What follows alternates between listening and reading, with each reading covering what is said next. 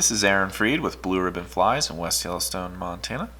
And today we're going to be tying the Driscoll's Midge, pattern for local lakes here like Hebgen, originated by Steve Driscoll, who was a guide in the area for many years. And we're starting with a Tiemco 3761 hook in a size 12. And this is a black 7/64 brass bead. And we're using a black 8/0 thread here.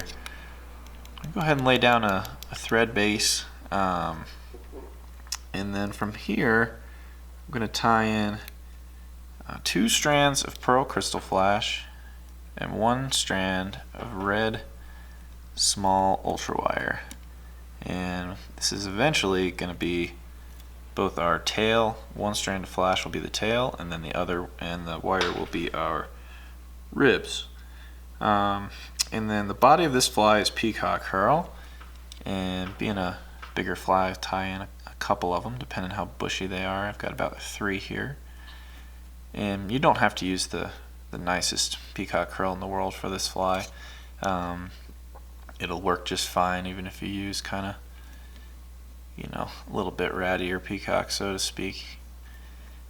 We're going to go ahead and wrap our abdomen about just over halfway up. I'm going to leave these peacock herls attached for our thorax. Just wrap over them up to the front, get them out of the way to start.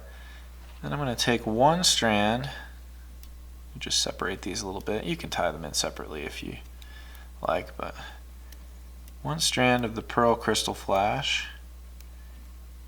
Go ahead and wrap that forward for our first rib, and get that out of the way. And then the red wire, I'm going to go ahead and counter wrap that forward as well, just to help hold everything together. Get a few wraps on there to tie that off. And then the tail you can clip just a little shorter than the hook shank, give or take. I'm going to pull this peacock back down. And again, if it's in the way, you can trim it out of the way and then tie it back in later. But it goes a little quicker, I think, if you leave it in there.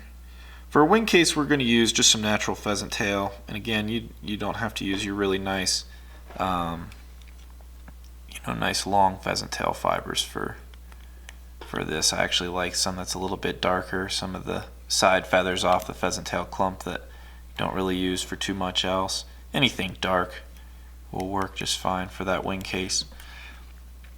And then we'll go ahead and wrap our peacock up to the bead for the thorax.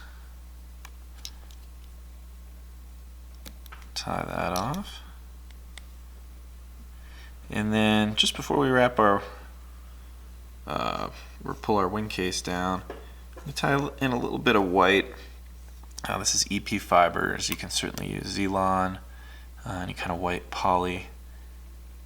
And just tie that in figure 8 style right behind the bead, and it's going to simulate the gills eventually on those big chironomids that you find out in the lakes. So we'll fold our wing case down,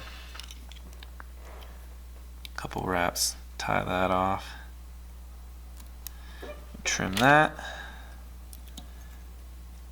and sweep these fibers back for the moment. Get a whip finish on there. And then the white fibers you're going to trim real short, again just to kind of mimic the gills on that chironomid. And so that's called the Driscoll's Midge. Like I said, it was originated by Steve Driscoll quite a few years ago. The pattern has morphed a little bit over the years, has changed a little bit here and there. This isn't exactly how Steve originally tied it, but it's how we've settled on tying it lately. It's been a great fly out on the lake, particularly in the spring from ice out through the end of June. It's about as good a fly as you can fish out there. That's the Driscoll's Midge.